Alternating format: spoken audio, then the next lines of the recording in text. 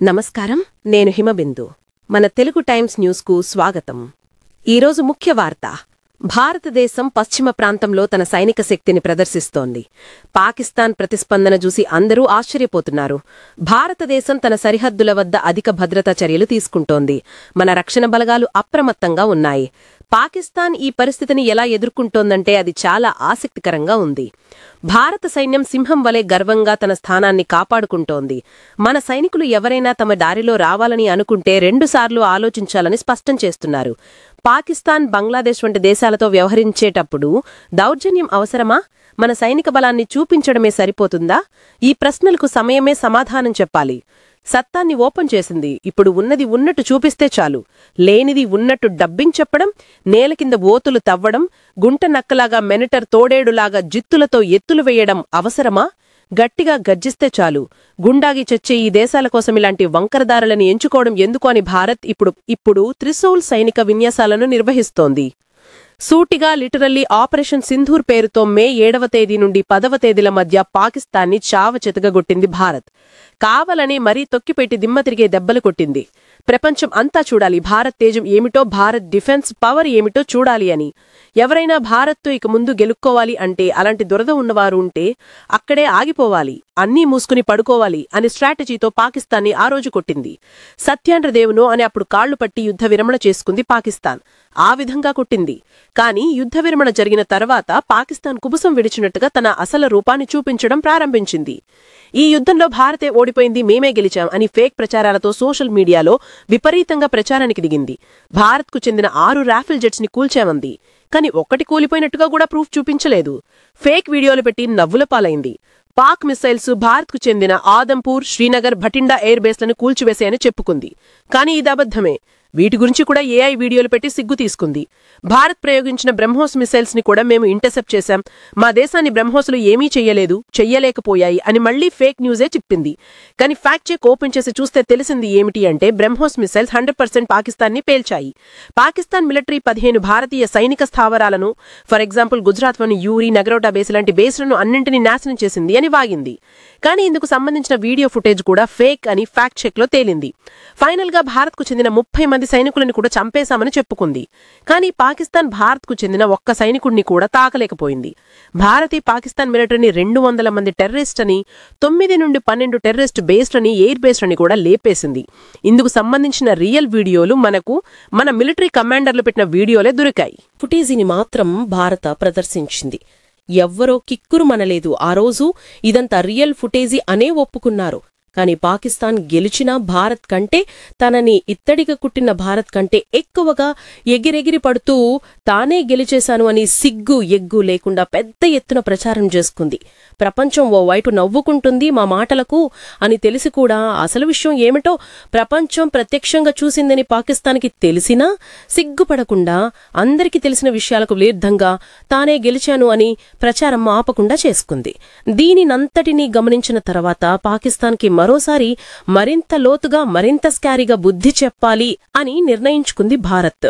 బుద్ధి చెబితే ఎలా ఉంటుందో తెలుసుకునే అవకాశం, తేల్చుకునే అవకాశం పాకిస్తాన్కే ఇచ్చింది ఇప్పుడు భారత్ ఆపరేషన్ సింధూర్ 2 మొదలుపెట్టడానికి ముందు మొదలుపెడితే ఎంత దారుణంగా ఉంటుందో, పాకిస్తాన్ బాక్స్ ఎలా బద్దలవుతుందో కళ్లతో చూసి నిర్ణయించుకొని ఇక ఆ పైన భారత్ పైకి మళ్లీ వెళ్లాలా లేదా అని నిర్ణయించుకోవాలి అని త్రిశూల్ ఎక్సర్సైజ్ పేరుతో భారత్ తన బలాన్ని పూర్తిగా ప్రదర్శించి పాకిస్తాన్కే నిర్ణయించుకునే ఆప్షన్ ఇచ్చింది. త్రిశూల్ ఎక్సర్సైజ్ అనేది భూమి, సముద్రం, గాలి, సైబర్ అండ్ స్పేస్ డొమైన్లలో భారత సైన్యం, నావికాదళం మరియు వైమానిక దళం యొక్క పవర్ని పరీక్షించే ఒక ఎక్సర్సైజ్. త్రిశూల్ ఎక్సర్సైజ్ ని మహాగుర్జర్ అన్న సీక్రెట్ కోడ్ నేమ్తో కూడా పిలుస్తున్నారు. రక్షణ మంత్రిత్వ శాఖ ఆధ్వర్యంలో భారత త్రివిధ సేవల శక్తి సామర్థ్యాలు, ఆయుధ వ్యవస్థలను పరీక్షించడం ఈ సందర్భంగా జరుగుతోంది. అక్టోబర్ 30వ తేదీ నుండి ఈ వ్యాయామాలు మొదలయ్యాయి. నవంబర్ 10వ తేదీ దాకా కొనసాగుతాయి.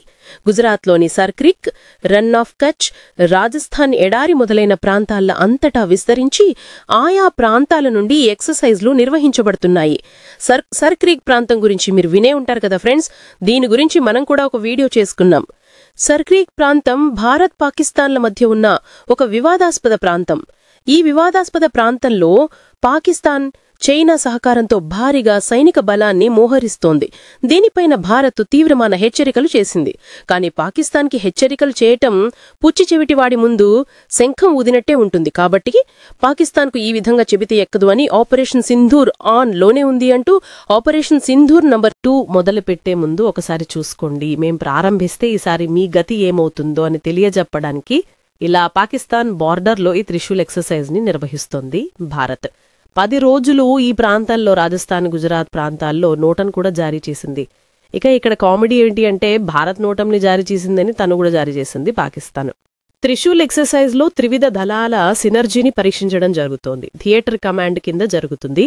త్రివిధ దళాలు ఎలా పనిచేస్తాయి అనే పని తీరును విరించి ఇక్కడ పరీక్షించడం జరుగుతుంది. అక్టోబర్ 30వ తారీఖు నుండి ఈ రోజు వరకు S-400 ట్రయంఫ్ ని ఇక్కడ ప్రదర్శించారు. ఆకాష్, నాగేమార్ SAM, QRSAM, Spyder, IA, CCS and control system మొదలైన వాటిని ఈ 2-3 రోజులుగా భారత త్రివిధ దళాలు ఇక్కడ పరీక్షించాయి. అయితే వీటి పనితీరు ఎంత భయంకరంగా ఉంటుందో ఆపరేషన్ సింధూర్ సమయంలో పాకిస్తాన్ చాలా బాగా రుచి చూసింది. ఇక ఈ మిగిలిన రోజుల్లో Rafale fighter jets, scalp missiles తో పాటు Su-30 MKI, Tejas MK-1A, hall Dhruv helicopters, project Kusha, QRSAM upgraded version, MRSAM integration and spider advanced models, BrahMos, CA-295A air craft, Apache AH-64E helicopters మొదలైన ఆయుధ వ్యవస్థలను అండ్ నేవీకి సంబంధించి ఇంధనస్ విక్రాంత్ MiG-29K ఫైటర్ జెట్స్లతో వీటిపైన టేకాఫ్ అయ్యే విధానం, ల్యాండింగ్ అయ్యే ప్రదర్శన, P-85 Poseidon maritime patrol aircrafts, MRSAM navy version, INS Jalashwa, INS Nilgiri class ఇలా నేవీకి సంబంధించిన అన్ని వ్యవస్థలను ఈ సందర్భంగా ప్రదర్శించడం జరుగుతోంది భారత మిలిటరీ స్థాయి అమేజింగ్. పాకిస్తాన్ ఇవన్నీ చూసి గుండాగి చావాల్సిందే. యుద్ధానికి దిగే స్థాయి పాకిస్తాన్కి ఎప్పుడూ లేదు. ఇదివరకు 4 సార్లు జరిగిన యుద్ధాలు కూడా పాకిస్తాన్ కుట్ర, టెర్రరిస్ట్ దాడులతోనే ప్రారంభించింది.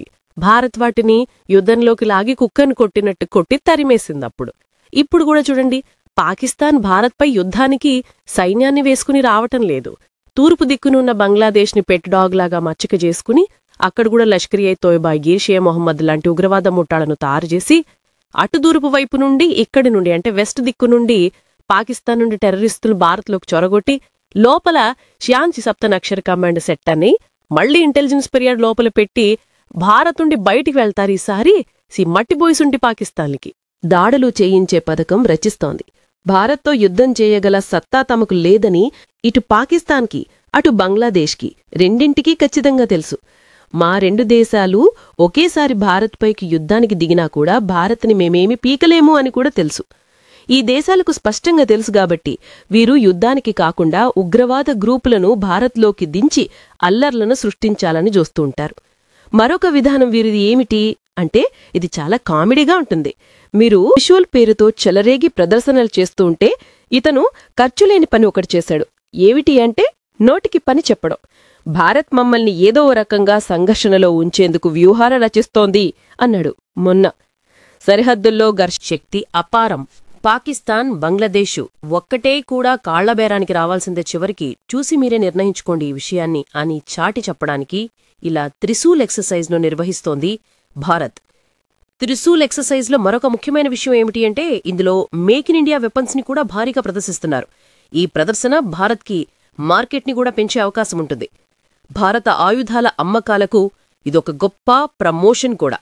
ప్రపంచ దేశాలన్నీ గమనిస్తూ ఉంటాయి కాబట్టి ఇది భారత ఆయుధాలకు అతిపెద్ద అడ్వర్టైజ్మెంట్ లాంటిది. భారత త్రివిధ దళాల సన్నద్ధతా స్థాయి, శత్రువుకి వణికి పుట్టించడం, వెపన్ బిజినెస్ ని ప్రపంచానికి పరిచయం చేయటం, ఇలా 3-in-1 వ్యూహంతో త్రిశూల్ ఎక్సర్సైజ్ను నిర్వహించింది. పాకిస్తాన్, బంగ్లాదేశ్ లాంటి శత్రు దేశాలకి అడలెత్తిస్తుంది భారత్ ఇప్పుడో. నక్కలాగా కాదు సింహంలాగా గర్జించాలి అంటూ. ఈ వీడియో కనినేస్తే ఒక లైక్ ఇవ్వండి. అలాగే ఇంతవరకు మా ఛానల్కి సబ్స్క్రైబ్ చేసుకున్నట్టయితే వెంటనే సబ్స్క్రైబ్ చేసుకోండి. ఇలాంటి వీడియోల నోటిఫికేషన్స్ కొరకు బెల్ ఐకాన్ని కూడా క్లిక్ చేయండి. Thank for watching. జై హింద్, జై భారత్. మా వీడియోస్ మీకు నచ్చినట్లయితే please like, share and subscribe చేసుకుని బెల్ ఐకాన్ నొక్కడి.